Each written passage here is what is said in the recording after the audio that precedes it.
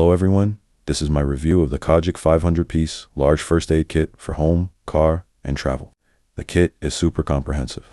It includes gauze, bandages, and closures, as well as emergency tools like a CPR shield, a tourniquet, a compass, and glow sticks. It's not just first aid, they really packed it. The organization is solid. The internal compartments, trauma, wound care, etc. are clearly labeled, so you don't have to rummage around when you need something fast. It's built tough. The bag is made with tear-resistant 168OD polyester, so it can take abuse without falling apart. Plus, it's expandable, so you can easily restock missing or used items. In real life, you can use it for cuts, blisters, and even sprained ankles while camping.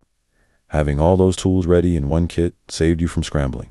If you want peace of mind, especially for family, road trips, or outdoor adventures, this kit gives you much of what you'd hope for in a full-blown first aid setup. I highly recommend it, and I hope this review helps. I have put the purchase link and discount code in my bio link below the video. Click to get yours now.